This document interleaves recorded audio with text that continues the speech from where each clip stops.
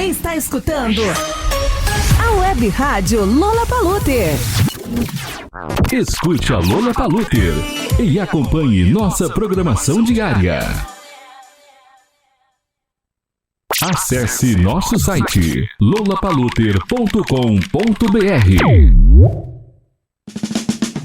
Começa agora o Lola Talk, um programa que aborda assuntos sobre teologia luterana e te oferece pitadas de aconselhamento para a vida, diálogos, entrevistas, interação com os ouvintes e muita música. Escute e participe do Lola Talk todas as quintas-feiras às 14 horas na rádio lolapaluter.com.br.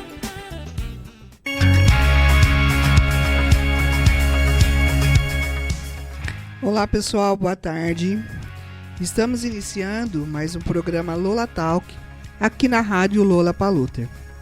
Lembrando que nós estamos ao vivo todas as quintas-feiras a partir das 14 horas.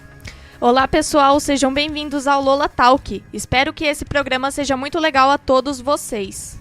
Hoje nós vamos conversar com o pastor sinodal Marcos Jair Eblin. Pastor Marcos, ele já é nosso conhecido amigo de longa data já, desde o seu pastorado aqui na comunidade vizinha de Campinas. E hoje vamos conversar sobre um tema muito interessante para a nossa fé, a oração.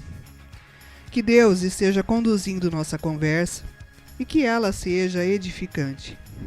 Vocês que estão nos ouvindo, pedimos para vocês se engajarem e enviarem o nosso link para os seus contatos.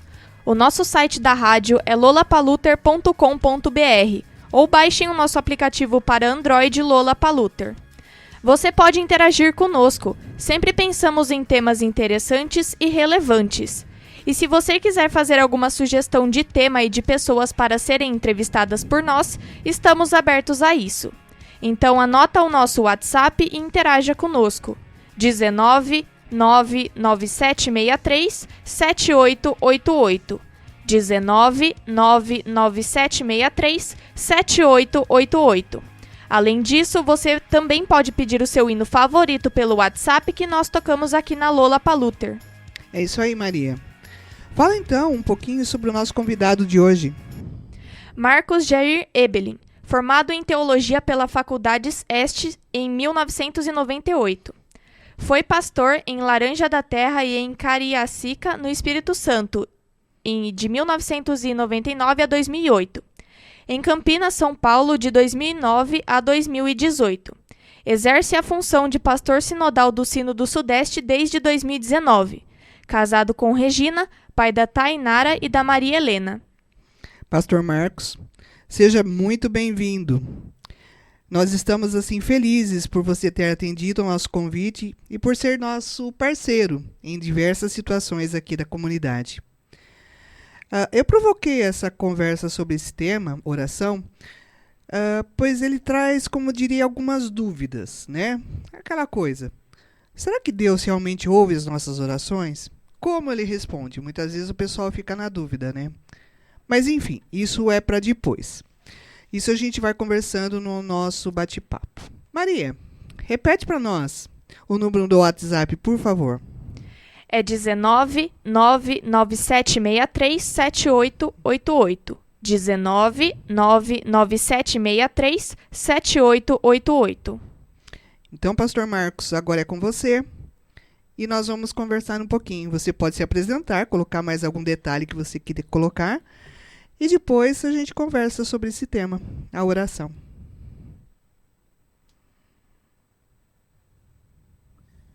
Muito boa tarde, Márcia. Muito boa tarde, Maria. Acho que vocês conseguem me ouvir bem. Sim. Muito boa tarde também a quem acompanha essa nossa conversa pela rádio Lola Paluter. É isso, eu sou o pastor da ISLB, como vocês de fato já o anunciaram, e há mais de 20 anos, e nos últimos anos aqui na região de Campinas, Limeira, na região da União Paroquial Campinas e as comunidades que compõem a União Paroquial Campinas, e agora no Sino do Sudeste, nessa função de acompanhar as comunidades, as 28 comunidades e paróquias que compõem o Sino do Sudeste na região de São Paulo, Rio de Janeiro e Minas Gerais. Uma tarefa também para mim nova, onde a oração sempre está presente. Ela é o que nos liga e o que nos conecta com Deus. Para essa nossa conversa, vocês assim, façam uma justificativa antes, vocês me desculpem um pouquinho no meio se eu fizer assim, essa coisa de virada do tempo pega a gente e a gente fica também mais fragilizado, e a garganta, ela naturalmente sente isso. Então, peço desculpas de antemão por esses no meio assim. Tem até uma propaganda que fala do bichinho do né? Vocês devem ter ouvido isso em algum momento. Com certeza. Mas para essa nossa conversa, eu gostaria de focar um pouquinho no tema da oração no culto. Depois, além das perguntas que você já colocou, Márcia, eu queria colocar uma mais intrigante, no sentido de dizer e perguntar para vocês, e se você que nos ouve em casa puder enviar um comentário ou um indicativo da sua forma de entender, isso vai ajudar na nossa conversa. Um dos atributos de Deus é a onipotência dele, a onipresença. Em outras palavras, a gente diz assim: Deus sabe de todas as coisas, mesmo antes dos seus filhos e suas filhas a pedirem. Deus sabe de tudo, não é assim que a gente diz? Então, Deus sabe de todas as coisas. Se Deus já sabe de todas as coisas, por que ainda é importante contar as coisas para Ele em oração? A gente contar o que Deus já sabe. A oração, como é que ela fica nesse processo? Se Deus já sabe de todas as coisas, qual é o lugar da oração? Você que nos ouve, se puder oferecer sua resposta, um indicativo, ou ainda uma pergunta junto, faça isso. Então, oração no culto, Deus sabe de todas as coisas, por que orar?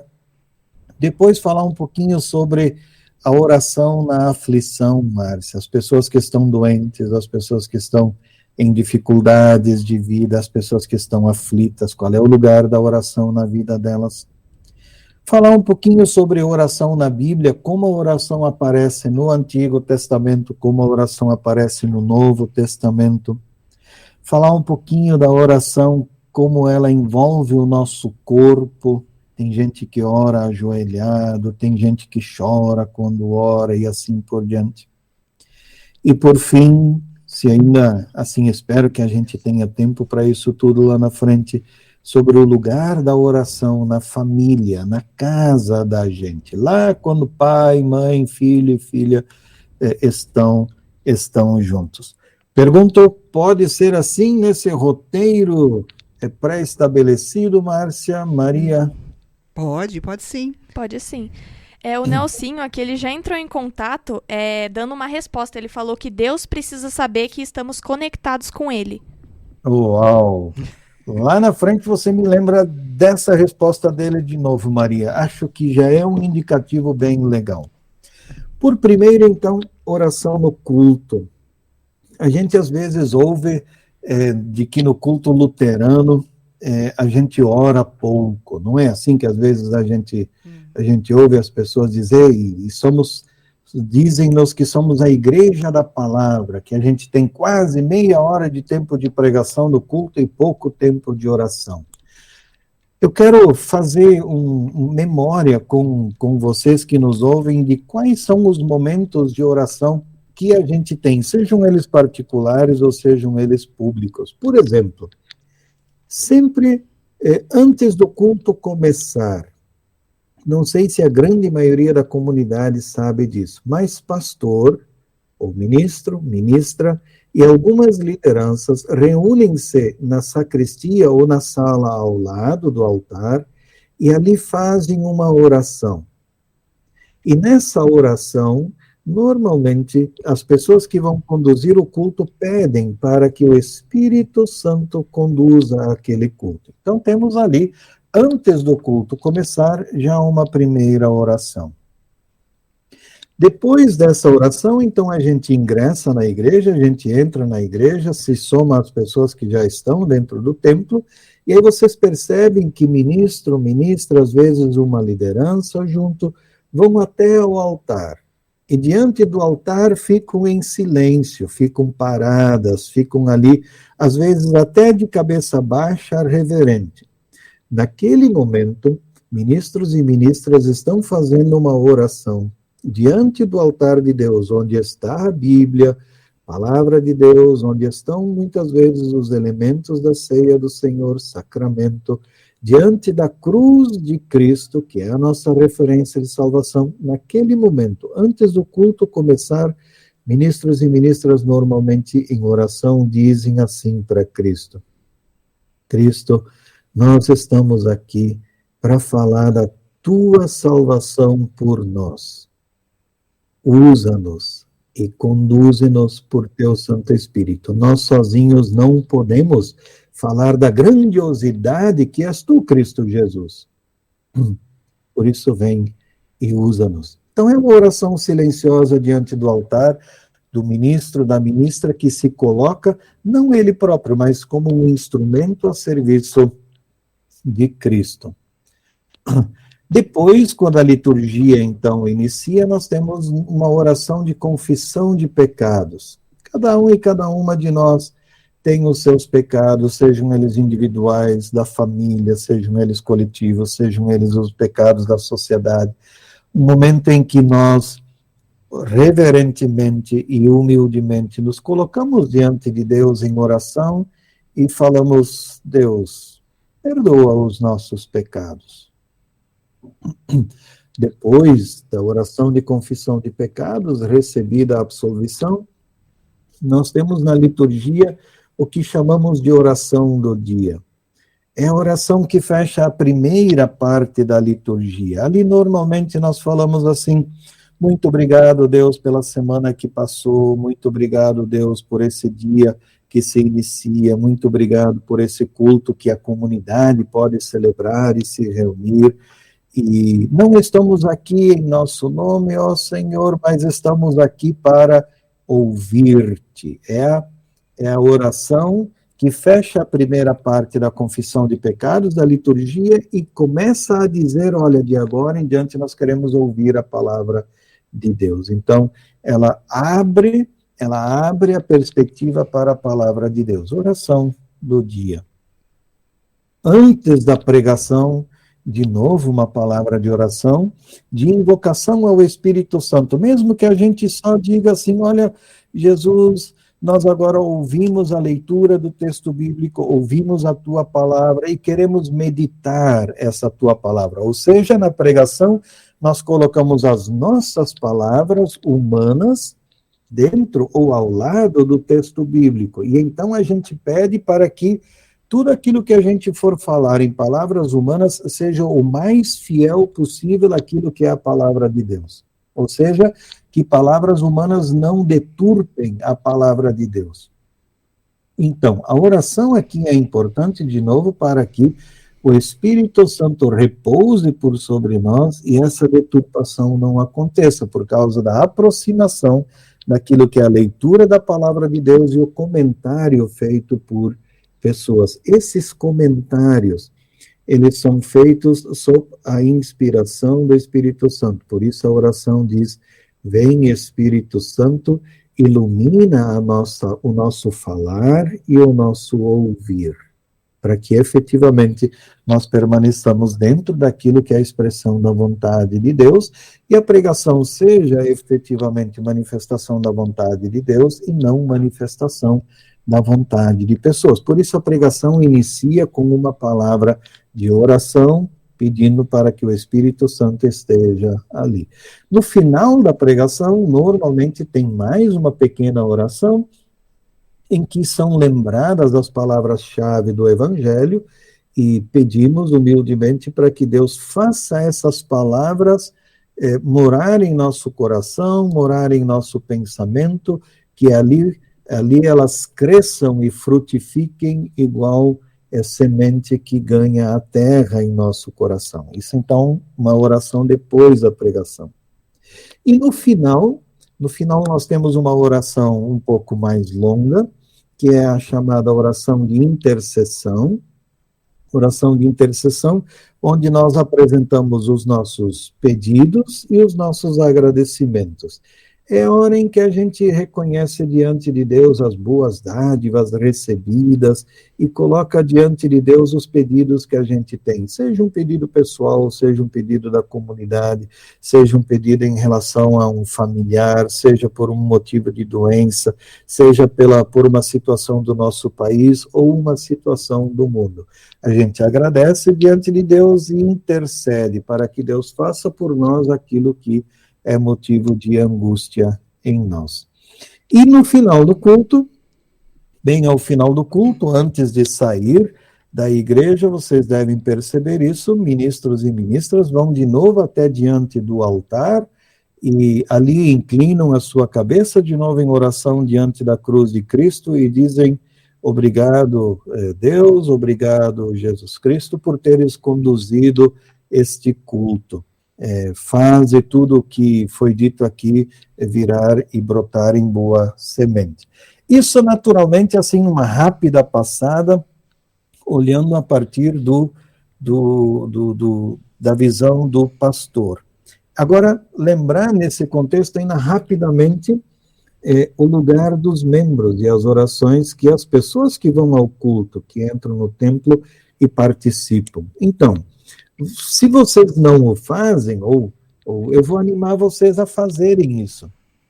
Membro, vocês, famílias, vocês que vão participar do culto, quando ingressam na igreja, quando vocês entram no templo, o que vocês fazem? Vocês vão procurar um banco para poder sentar e de onde vocês vão acompanhar o culto. Ali.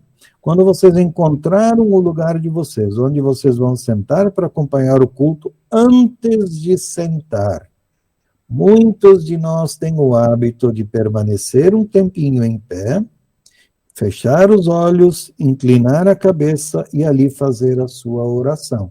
É a mesma oração que o pastor faz diante do altar, diante da cruz de Cristo. É o momento em que a gente diz: Senhor, eu vim a este culto, serve-me com tua palavra e teu sacramento. Então, membros, as pessoas que vão acompanhar o culto, antes de sentar, fazem também a sua oração, pedindo para Deus iluminá-las naquele momento. Depois da Santa Ceia, como é que a gente costuma fazer? E se você o faz, eu digo, é isso mesmo. Se você ainda não o faz, eu te animo a pensar sobre isso. Nós vamos até o altar, formamos um círculo, recebemos ali da comunhão, tomamos os elementos da ceia do Senhor, ouvimos da palavra de graça do pastor e então voltamos para o nosso lugar e sentamos de novo. Antes de sentar, faça de novo a sua oração. Incline o seu pensamento, incline a sua cabeça, dirija os seus pensamentos a Deus e diga: muito obrigado, Senhor, por teres me servido com o teu corpo, o teu sangue, por teres me servido com a tua ceia. É de novo uma oração silenciosa. E a mesma coisa a gente faz na hora em que o pastor, ou a pastora, o ministro ou a ministra diz: bom, agora o culto terminou, vocês podem ir para casa. Então, antes de sair, a gente de novo levanta, inclina a cabeça, faz a oração silenciosa para Deus e diz: muito obrigado, Deus, por este culto, por teres me servido com tua palavra. Agora, deixe-me ir em paz. Então, também nós entramos no templo, invocamos Deus em oração para que Ele nos conceda um abençoado culto na ceia, e ao final, de novo, a gente diz: agora vou seguir o meu caminho e vou fazer isso da melhor forma possível, vem tu comigo, Deus. Então, percebam, há vários momentos na liturgia que são orações feitas assim de público, para todas as pessoas poderem acompanhar. E há vários momentos em que a gente faz a oração silenciosa, cada um e cada uma faz a sua oração e traz até Deus aquilo que entende ser, nesse dia, naquele momento, o pedido que deve ser feito. Então, percebam, há momentos de oração comunitária, em que toda a comunidade está envolvida no processo de oração, e há também momentos de oração individual, em que cada um e cada uma de nós pode se dirigir a Deus e fazer essa oração. Márcia e Maria, uma perguntinha para vocês. Depois de cada oração que a gente faz, seja vocês no silêncio de vocês, seja o pastor lá diante do altar, a gente termina a oração com uma palavra, que é a palavra que a gente sempre repete, que é a palavra amém. Não é assim? A última palavra de uma oração é amém. Amém não é uma senha assim que as pessoas usam para dizer, olha, agora terminou a oração. Quando lá na frente se diz amém, é a senha que terminou. Não. O que significa a palavra amém? Nunca parei para pensar. Vocês arriscam uma resposta? Ai, a Maria falou assim que ela não parou para pensar no amém. É verdade, né? A gente sempre termina com amém. E você nunca parou para pensar o que significa. Não, eu achava que era padrão, tipo, acabou a oração, amém. Amém? Amém. Amém significa assim que seja. Tô tipo certa, pastor? Afirmação, assim seja, amém. Tá encerrada a oração. É? Mas você tava Muito ali bem. categórico no amém. Acabou a oração ali, né? Amém. Padrão. Isso, é bem isso. Amém, amém significa assim seja. Então a gente faz a oração, a gente externa um sentimento, a gente externa um conteúdo, a gente externa uma preocupação, coloca uma preocupação na mão de Deus e ao final a gente diz assim, amém, assim seja. Que aquilo que a gente orou, assim seja, assim aconteça. Mas mais, especialmente nas orações comunitárias, nas orações coletivas, ou seja, quando uma pessoa faz a oração e toda a comunidade ouve, a comunidade repete o amém. Quando a comunidade diz o amém, ela diz assim seja significa eu faço minha a oração, eu faço minhas as palavras que eu ouvi. Assim seja. Então significa, Maria e Márcia, se eu digo alguma coisa aqui e vocês concordam com o que foi dito, vocês dizem, assim seja. Não é? Uhum. Significa que eu estou concordando com a oração que foi feita.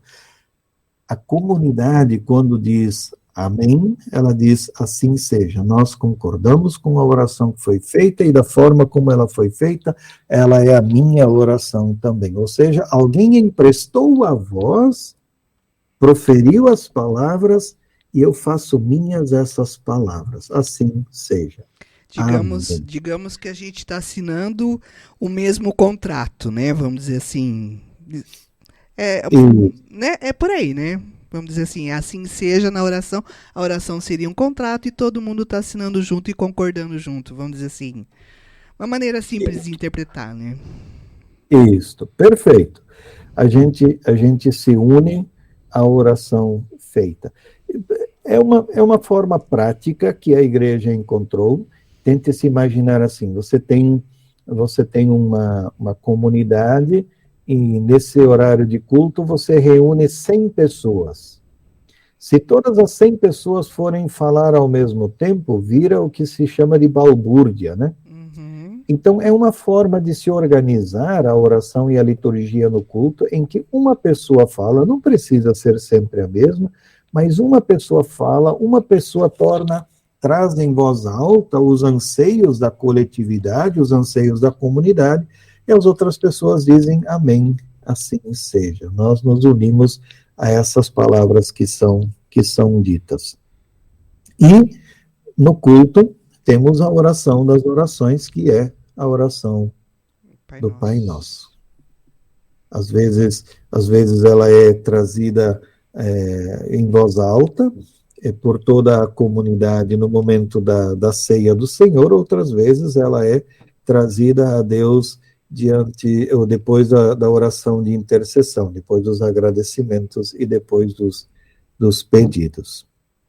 Muito bem, sobre a parte do culto, vocês anotaram uma pergunta que vocês têm aí, senão a gente passa para o próximo ponto, que seria aquela pergunta mais instigante de dizer assim: Deus sabe todas as coisas, por que ainda orar? Já que ele conhece tudo, sabe tudo, por que eu preciso fazer isso, né?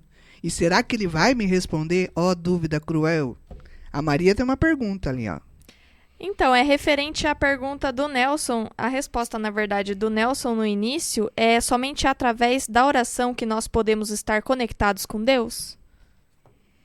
Somente através da oração que nós podemos estar conectados com Deus. Eu vou dizer sim e não. Sim, a oração é uma das formas da gente se conectar com Deus, mas não é a única forma, existem outras formas, né? A palavra, a leitura do texto bíblico nos conecta com Deus. A solidariedade a irmãos e irmãs, quando fazemos o que Cristo fez, nos conecta a Deus. O canto nos conecta a Deus. Cantar é orar duas vezes, vocês já ouviram essa frase, né? Já. A oração é a forma por excelência de nos conectar a Deus, mas não é a única, existem muitas outras formas. Sigo nessa linha de pensamento. Se Deus sabe tudo, por que orar? Essa é uma pergunta, eu diria assim, bastante intrigante. Uma das características de Deus é a de dar as coisas ao seu povo, ou seja, a vida, os dons, o sol, a chuva, o alimento, as roupas. Todos os dias nós recebemos essas coisas como uma dádiva, e muitas vezes nem nos damos conta de que fomos agraciados ou agraciadas. Deus nos concede estas bênçãos mesmo sem nós as pedirmos. Ele sabe que nós precisamos delas para viver, e por isso ele a nos dá mesmo que a gente não as peça. Ele é generoso, e por ser generoso, ele as dá. Nós, de nossa parte, muitas vezes nem lembramos de agradecer por aquilo que recebemos. Essa é uma característica de Deus, sua generosidade, de dar aquilo que precisamos para que a vida seja vivida.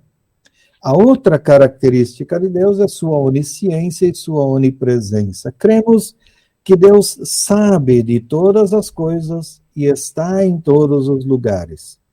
Cremos que Ele também conhece as minhas necessidades e problemas, mesmo antes de eu os apresentar a Ele em oração. E é aqui que surge a pergunta: se Deus já conhece as minhas questões, as minhas dúvidas, as minhas angústias, e já sabe o que eu vou pedir, por que devo ainda orar apresentando a Ele o que Ele já sabe? Por que Deus já não me concede, em sua generosidade, a bênção, mesmo antes de a solicitar, como faz com a vida, com a roupa, com o sol, a chuva e os dons? Lutero aqui nos ajuda na busca pela resposta. Lutero diz de que a nossa oração não é uma instrução ou um ensino para Deus sobre o que Ele deve ou não fazer. Ou seja, nós não oramos para ensinar alguma coisa para Deus. Orar é, antes disso, um processo pedagógico para nós próprios. Reconhecer que tudo o que temos e recebemos a cada dia vem de Deus. A oração, então, é importante para que nós nos percebamos na tarefa de agradecer a dádiva recebida, não por uma necessidade de Deus ouvir o que temos a dizer. É importante nós reconhecermos Deus como a origem de todas as coisas e não o meu próprio esforço. Pessoas que não oram não reconhecem Deus como a fonte de todas as dádivas e logo colocam-se a si próprias como a origem de todas as conquistas, ou seja, ocupam o lugar de Deus. Da mesma forma, acontece, então, conosco. Veja, tem uma forma bem fácil de explicar com palavras nossas o que Lutero quer dizer. Quem é pai e quem é mãe sabe disso muito bem, e na relação entre amigos e amigas isso acontece da mesma forma. Então, imagine a seguinte situação. Pai e mãe estão em casa e autorizaram a filha a ir ou o filho a ir num determinado evento. Foi para a escola. Lá na escola acontece alguma coisa chata, difícil, mas o filho ou a filha não conta. O pai e a mãe ficam sabendo porque a professora ou a diretora ou alguém outro foi e contou. Aí o pai ou a mãe chega em casa e diz assim: o que aconteceu na escola hoje? Aí já assustou, né? Aí já assustou, e de repente o pai e a mãe diz assim: meu filho, minha filha, eu queria ouvir de você o que aconteceu. Deus quer ouvir de nós o que aconteceu. E esse ouvir de nós significa uma relação de confiança que é estabelecida. O pai ou a mãe, quando ouvem da sua filha ou do seu filho a história que aconteceu na escola, estabelecem com ele ou com ela uma relação de confiança. Então, orar é confiar em Deus no sentido de dizer: Deus, eu confio de que tudo que eu recebi veio de ti e todas as minhas necessidades podem encontrar em ti uma solução. Então, aqui está a confiança como, não o ensino, como fator-chave da relação de oração com Deus. Então, percebam isso, respondendo de forma bem objetiva à pergunta feita. Se Deus sabe de todas as coisas, por que ainda orar? Não oramos para ensinar as coisas para Deus. Oramos para mostrar que confiamos nele e que podemos contar todas as coisas para ele. O chave não é ensinar Deus, o chave é confiar em Deus. O verdadeiro pedinte, diz Lutero, diferente de todos os tagareladores inúteis que muito papeiam, jamais se dão conta dessas coisas, ou seja, da necessidade de agradecer e da nossa dependência de Deus. Aquela pessoa, porém, que sabe que tudo que tem é dádiva divina e diz do fundo do coração: Senhor, eu sei que não consigo criar nem preservar para mim sequer um pedaço do pão de cada dia, nem guardar-me de qualquer dificuldade ou infortúnio. Por isso, esperarei de ti que o ordenas a mim e prometes atender-me, como aquele que se antecipa ao meu pensamento e supre a minha necessidade. Por isso, nesse momento eu devo dizer para vocês assim: ore para Deus. Ore para Deus. Não para ensinar algo para Ele, mas ore para Deus para externar a Ele a confiança e a gratidão, porque Ele te dá todas as coisas. A minha mãe, ela tá ouvindo o programa e aí ela fez uma pergunta. Uma oração curtinha, com poucas palavras, tem, digamos que, menos importância do que uma oração mais extensa, mais elaborada? Muito boa pergunta. Como é que é o nome da sua mãe? Luciana. Lúcia.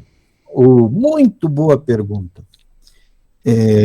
Eu agora, Luciana, agora na minha fala, eu li um trecho de Lutero e ele fala dos tagareladores. Tagareladores são aquelas pessoas que falam sem parar. Dali vem a palavra tagarela, né? O que é um tagarela? Tagarela é aquela pessoa que fala assim, fala mais que as palavras. Não é assim que o povo às vezes diz. Então, Luciana, o decisivo numa oração não é a quantidade de palavras. A oração ela pode ser curtinha, ela pode ser de uma palavra ou uma frase só, como pode durar 1 hora. A quantidade e o tempo não é decisivo. O que é decisivo numa oração é a fé com a qual a oração é feita. Uma frase ou 1 hora de oração sem fé não vai mudar muita coisa. Mas uma frase dita com fé é mais importante do que 1 hora de palavras ditas sem fé. Então, o tempo ou a quantidade de palavras não é decisivo. Decisivo é fazer a oração com fé. Essa é a palavra-chave. Atente-se sempre a isso, Luciana. Decisivo é a fé. Ficou alguma dúvida para vocês ainda sobre esses 2 assuntos?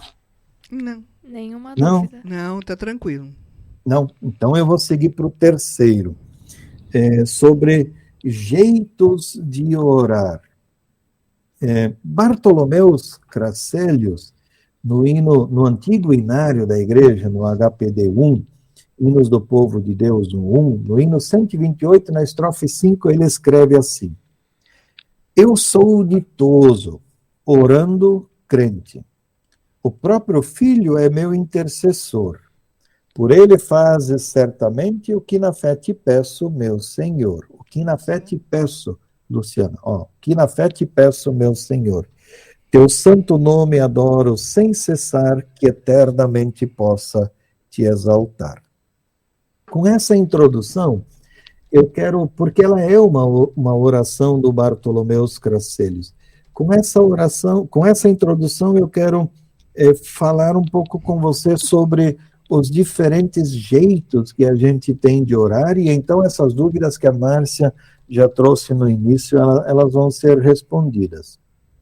Tem um texto muito legal de onde eu tirei essa síntese que eu vou trazer agora, que é a interpretação que Lutero dá ao 3º mandamento: santificarás o dia de descanso. Na interpretação, quando ele fala do 3º mandamento, lá numa certa altura, ele fala do tema da oração. E quando ele fala do tema da oração, eu trago aí agora alguns destaques que vocês vão encontrar na interpretação de Lutero ao 3º mandamento. Primeiro deles é sobre o jeito de orar. E aí está dentro de novo da pergunta que a Luciana fez. Não orar orações longas ou prontas, diz Lutero, ou mesmo com o rosário na mão, contando a sequência das orações. Mas ore a Deus por sobre os assuntos prementes, ou seja, aqueles assuntos que estão no teu coração, que não saem do teu pensamento, que são aqueles assuntos que você tem no dia. E ore com fé e confiança, não duvidando de Deus. Em outras palavras, Lutero aqui critica um jeito que a comunidade da época tem de orar, que é a oração do rosário, e ele diz: não faça uma oração pela mera repetição das palavras. É isso que está em jogo aqui. Então, como orar? O jeito de orar. Orar não é uma mera repetição de palavras como se faz no rosário, mas orar é apresentar com fé os assuntos que estão machucando o coração, os assuntos que estão doendo, os assuntos que hoje ocupam a minha vida. Num segundo momento, diz Lutero sobre o retorno da oração. E essa foi tua pergunta, Márcia. Será que Lutero vai ouvir, ou será que Deus vai ouvir a nossa oração? Não foi essa uma das perguntas? É, mais ou menos isso. Ou como ele responde às nossas orações, isso, né? Nós vamos chegar lá na outra também. Sobre o retorno da oração. Orar é nossa função. Ponto. Ore. Apresenta a tua causa e deixa Deus dar o retorno e medida do retorno, ou seja, o quanto Ele pode e quer atender do teu pedido e da tua oração e no tempo dele. Mas faça a tua oração com fé. Orar é confiar, esperar e crer na manifestação do amor de Deus. Logo, um exercício de fé. Ou seja, a gente ora e às vezes fica naquela ansiedade assim de querer que Deus responda às nossas orações da mesma velocidade que a gente quer que a outra pessoa responda o WhatsApp que a gente mandou. Então, mandou, viu lá, acendeu os 2 pauzinhos lá, a gente viu que o outro lado lá viu, a outra pessoa viu a oração e a mensagem quer que responda imediatamente. Então a gente diz assim, eu orei ontem de noite, já amanheceu agora e Deus ainda não respondeu. Mas que coisa, não. A nossa oração não condiciona a Deus, a nossa oração não obriga a Deus a responder. Então faz parte da oração a gente dizer assim, Deus, no teu tempo e no teu jeito, responde-me. E por que isso é importante? Porque Deus sabe e conhece e tem o controle de nossa vida. Tem uma pequena história, ela tem assim um caráter meio moralista, eu reconheço, mas ela explica bem as coisas no tempo de Deus. Disse de que uma pessoa, ela caiu e quebrou a perna. E então, assim, ela reclamou, mas reclamou um monte da desgraça acontecida. Caiu e quebrou a perna, mas que tragédia, quebrou a perna. Teve que ir para o hospital. No dia seguinte, o país, assim como Rússia e Ucrânia estão agora, o país entrou numa guerra e chamou todos os jovens para irem para a guerra.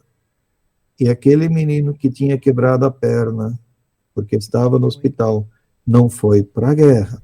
Aí ele diz assim, ainda bem, graças a Deus que eu quebrei a perna. Então perceba, o tempo das coisas, sob a regência e o cuidado de Deus, significa, tem um propósito muitas vezes diferente daquele que nós imaginamos. E a oração está dentro desse contexto. Porque às vezes as nossas orações, elas também são assim, muito egoístas, no sentido de dizer, olha, Deus venha satisfazer a minha própria necessidade. E Deus tem a tarefa de olhar para todos os irmãos e irmãs. Tem uma outra dica de Lutero aqui que é muito exigente, eu diria assim. Tem gente que diz, eu não faço minha oração todo dia, eu não tenho tempo para orar, minha vida é tão agitada, mas tão agitada, eu nem tenho tempo para orar. Lutero era bastante duro com as pessoas que diziam isso. Ele dizia que essas pessoas estavam sob a influência do mal.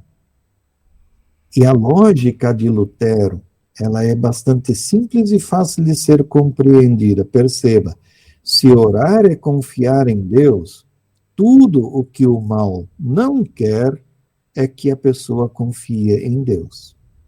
Então surgem essas desculpas da falta de tempo, lugar adequado e assim por diante para fazer a sua oração. É uma palavra muito forte, muito incisiva e muito decisiva que Lutero usa para com quem tem assim, eu vou usar uma expressão mais leve, às vezes uma preguicinha para fazer a sua oração de cada dia, né? Então, não negligenciar, no fundo é disso que nós estamos falando, não negligenciar com argumentos vãos, com argumentos fúteis ou com argumentos muito leves, algo que é extremamente importante, ou seja, a oração nossa de cada dia. O que orar? Ore por primeiro sobre tuas necessidades, aquilo que está premente no coração. Mas não as necessidades que você tem no sentido de sentir falta, mas as necessidades que os mandamentos te fazem sentir. Não existe espelho melhor, dizia Lutero, para enxergar a tua necessidade do que justamente os 10 mandamentos. Neles, acharás o que falta e o que deves procurar. Um exemplo. Às vezes a gente ou as pessoas contam uma mentira. Tens mentido? O mandamento diz, não deves fazer isso. Então, se eu tenho mentido, Ore para Deus, para que Ele te ajude a solucionar, a superar a dificuldade que tens e que os mandamentos te denunciam. Tens confiado em Deus e em Cristo? Ou tens confiado em outras coisas? Os mandamentos, de novo, te convidam a centrar.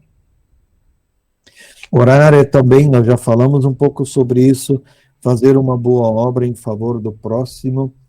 Nós falamos disso na oração de intercessão. Quando nós, no final do culto, oramos e lembramos do pai, da mãe, de um irmão, de uma amiga, de um primo, de um parente, da natureza, das pessoas que trabalham com a gente, e falamos: eu não posso fazer muita coisa por elas, meu pai está doente, eu não consigo mais saber como ajudar ele, minha mãe está doente, eu não sei mais o que fazer. Então, Deus vem e ajuda. Então, quando a gente faz essa oração em favor de alguém, significa que nós estamos prestando um serviço por essa pessoa. Anotem-se isso assim muito bem. Às vezes as pessoas estão doentes e a gente não sabe o que fazer. Às vezes as pessoas estão longe da gente e a gente nem tem como fazer alguma coisa porque elas estão longe. Nesses momentos de impossibilidade real de fazer algo pelas pessoas, quando nós não podemos fazer mais nada, nós ainda podemos orar. Nós ainda podemos orar. E orar é exatamente confiar. E confiar especialmente na aflição, como diz o Salmo 55, os versículos 1 e o versículo 22. Ó Deus, ouve a minha oração, diz o Salmo 55. Não deixes de atender o meu pedido, entregue os seus problemas ao Deus eterno e Ele o ajudará. Ele nunca deixará que uma pessoa honesta fracasse. O Salmo expressa sua fé em Deus e chegou o momento na vida em que ele não pode fazer outra coisa que não seja orar. E então é isso que a pessoa faz. Ora e coloca todas as suas preocupações na mão de Deus. Ora pelos filhos, pelas filhas, pelos netos, netas, noras, genros, amigos, amigas, a igreja, e também por si próprio. A natureza e tudo que Deus criou. Tudo é colocado diante de Deus em oração confiante. Tão importante quanto orar, e aí eu volto ao tema do confiar em Deus. Tão importante quanto orar em si é acreditar que Deus pode e quer ouvir a oração feita.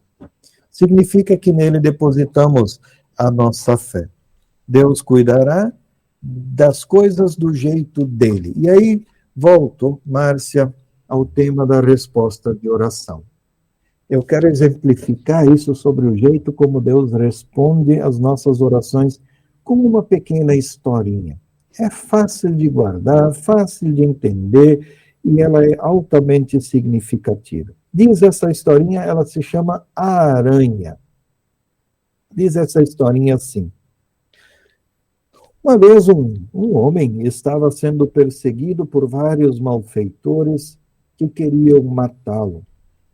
O homem, correndo, virou em um atalho que saía da estrada e entrava pelo meio do mato e, no desespero, elevou uma oração a Deus da seguinte maneira: Deus Todo-Poderoso, fazei com que 2 anjos venham do céu e tampem a entrada da trilha para que os bandidos não me matem.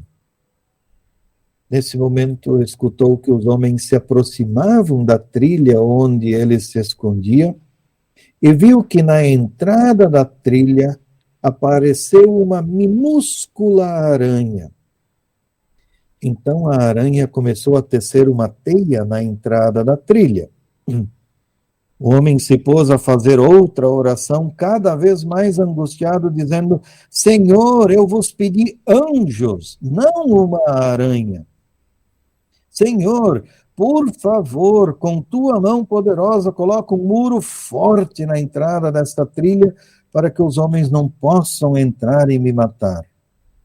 Então ele abriu os olhos esperando ver um muro tampando a entrada e viu apenas uma aranha fazendo a teia.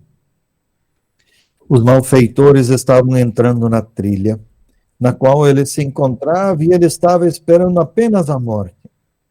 Quando passaram em frente da trilha, o homem escutou eles dizendo: vamos, entremos nesta trilha. Não, por esta não. Não está vendo que tem até teia de aranha? Nada entrou por aqui. Continuamos procurando nas outras trilhas. Moral da história. Fé é crer, invocar Deus em oração e confiar de que Ele, do seu jeito, e não do jeito como eu imaginei, vai me responder. Por isso aqui é extremamente importante, extremamente importante. Tão importante quanto pedir algo para Deus é permanecer aberto para a resposta que Deus pode dar de um jeito muito diferente do que eu imaginei a resposta. É permanecer com o coração e o pensamento aberto para as surpresas que Deus pode mandar em meu favor. No caso da nossa historinha, a oração pedia como resposta um muro forte. E Deus mandou uma teia de aranha. Às vezes a gente pede uma coisa e Deus responde de outro jeito. Então o alerta aqui é: Deus tem a liberdade de responder como Ele quer. O alerta da fé é: permaneça aberto para as surpresas que Deus pode te oferecer a cada novo dia. Ajuda, Márcia? Ajudou. É que assim, a gente se vê assim muitas vezes numa situação que a gente busca uma solução e nem sempre ela vem do jeito que a gente espera, né? Eu coloco isso assim para você, Marcos, porque eu estou vivendo essa situação, vamos dizer assim, é um compartilhar agora com o pessoal, né? Eu vejo a situação de saúde da minha mãe, que é idosa e está acamada, é aquela coisa. Muitas vezes a gente pede assim: Deus, tira o sofrimento dessa pessoa. E muitas vezes não vem do jeito que a gente espera ou do jeito que a gente gostaria que fosse, né? Eu sempre falava assim com Deus: ó Deus, que a minha mãe não sofra, que vá do jeito que meu pai foi assim, rápido, né?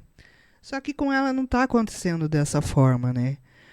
Mas eu tenho que confiar e confio que Deus está fazendo aquilo que é o melhor, seja para ela ou para a gente. Mas a gente fica com o coração apertado, né, nessas horas. Então é isso, né? São essas as situações, mas a gente tem que confiar, né? Isso. É oração feita na aflição. Você pede uma resposta e Deus decide responder de outro jeito. Uhum.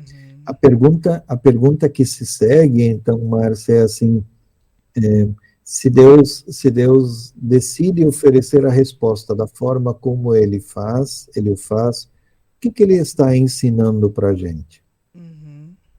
Talvez uma das respostas, tem muitas respostas possíveis, mas uma das respostas talvez seja essa, de ensinar não só a sua mãe. Eu acho que a sua mãe, Deus, através dela, ensina coisas às pessoas que estão ao redor dela. Sim, e muito. Então, Deus ensina através dela para vocês. Então, os ensinamentos são muitos. Talvez um deles seja esse de reaprender a lidar com a dor e com a fragilidade da vida. Uhum. Nós vivemos numa época e num tempo, e eu não falo especificamente de vocês, mas nós vivemos numa época e num tempo em que nós não queremos mais a dor perto da gente. Nós não queremos mais as fragilidades da vida perto da gente. Todo mundo deve e quer se sentir forte e feliz. Mas a vida, ela não é só feita de forças e de felicidade. Ela tem dores e fragilidades também. E de repente, a resposta de Deus pode ser um pouco essa de: perceba, há dores e há fragilidades que fazem parte da vida. Por outro lado, e aí o outro lado da moeda, ele também está dizendo assim: Eu preciso de pessoas solidárias. Eu preciso de gente que cuida de gente.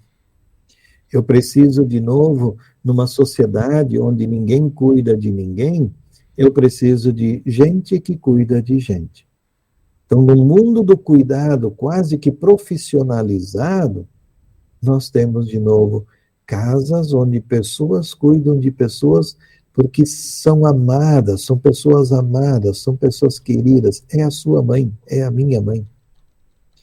E cuidamos não por profissionalismo, mas cuidamos porque carregamos e nutrimos por elas um sentimento muito belo e um sentimento muito bonito.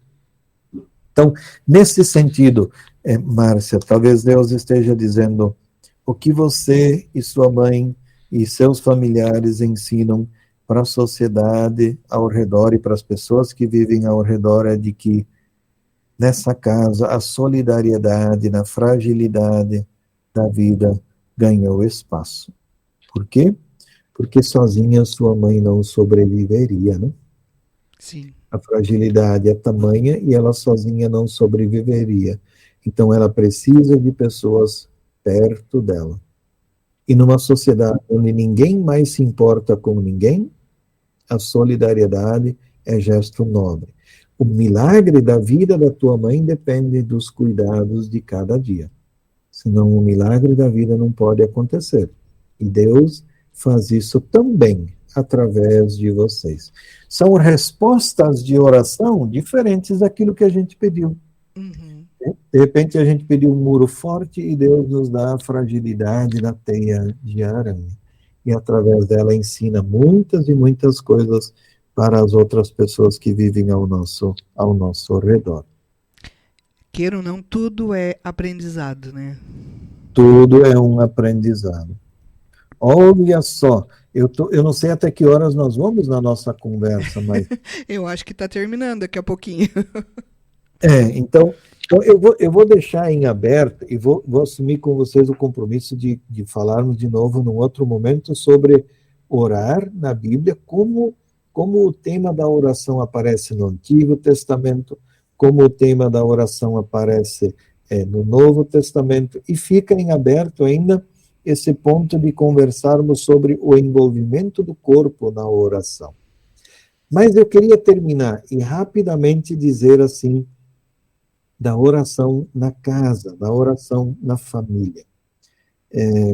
Esse é um dos pontos dos quais eu não queria terminar essa nossa conversa sem ao menos citá-lo e lembrá-lo.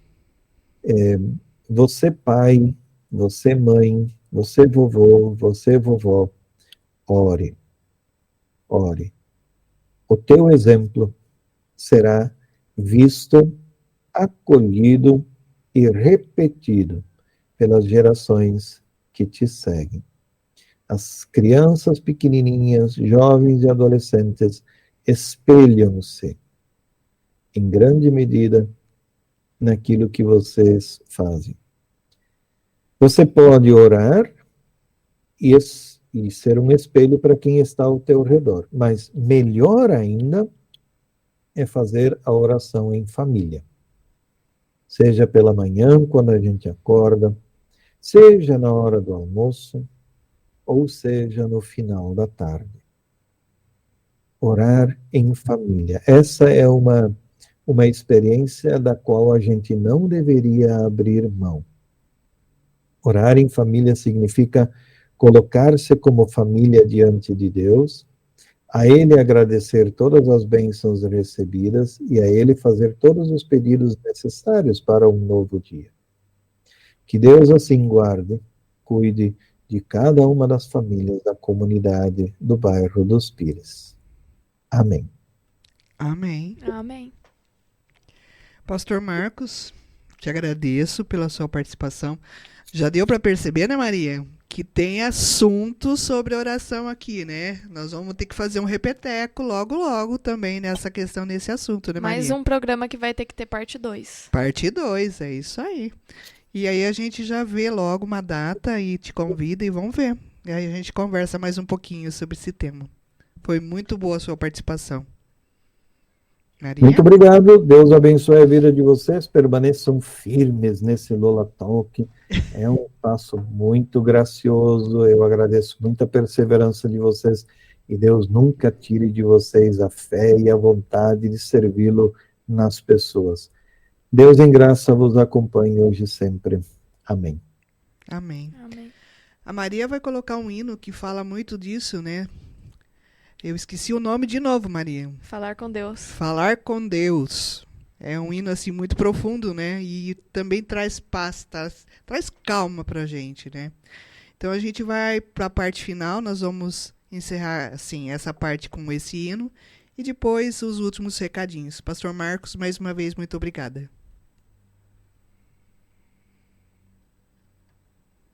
Pode pôr, Maria.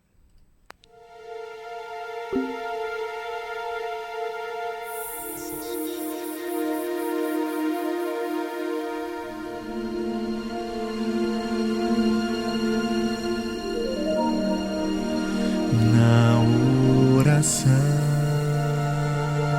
encontro calma, na oração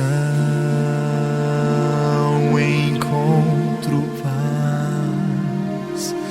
Orar a Deus faz bem minha alma, falar com Deus me satisfaz.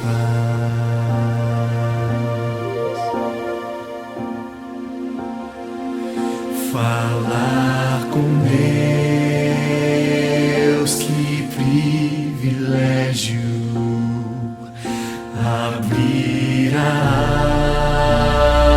alma ao Criador, sentir que os céus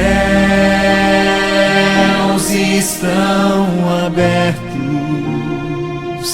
e ouvir a voz do Salvador.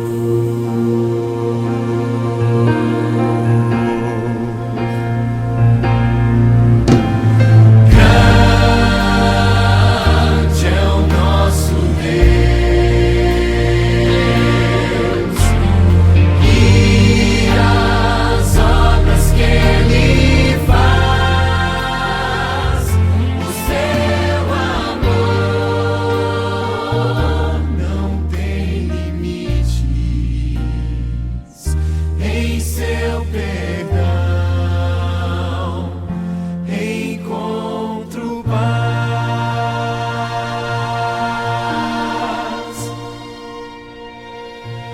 Falar com Deus é o que preciso, pois Ele é fonte de poder. Só nele a vida faz sentido, pois me dá forças pra viver.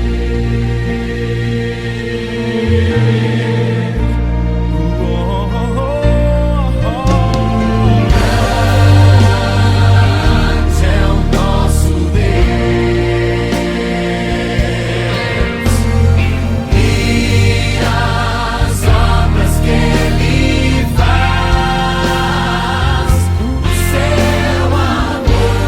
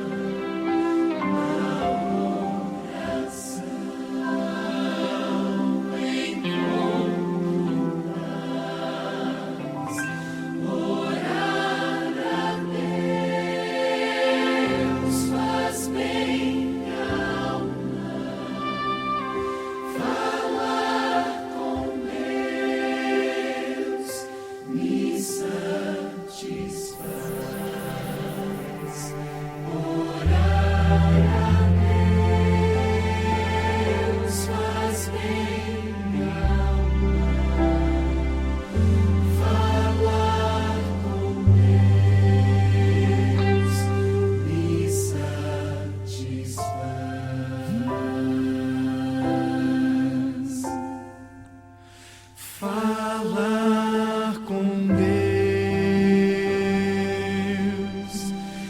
me satisfaz.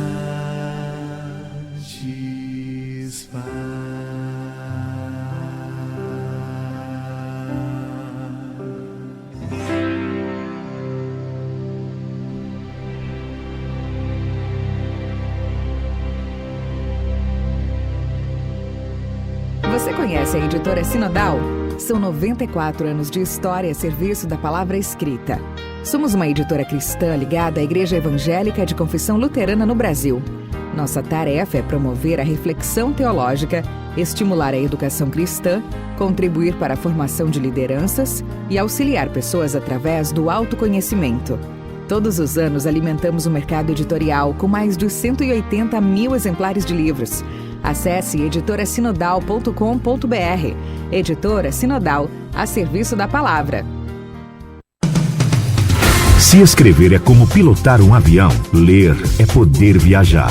Editora Sinodal, a serviço da palavra. Acesse o site da editora no seguinte endereço: editorasinodal.com.br. Mais uma vez, eu gostaria de agradecer a vocês que estiveram conosco nessa tarde, ouvindo o nosso programa. Espero que ele tenha sido realmente edificante e que cada um tenha aprendido um pouquinho mais a respeito da oração. Para mim, para Maria aqui, né, Maria? Sim. Foi muito legal, foi muito importante. Então, agradeço mais uma vez ao pastor Marcos pela participação. E semana que vem estaremos aqui. Ainda não temos o tema definido, mas quinta-feira, às 14 horas, alguma coisa acontece, né, Maria? Sim, eu gostaria de agradecer a participação de todos e um abençoado final de semana a todos.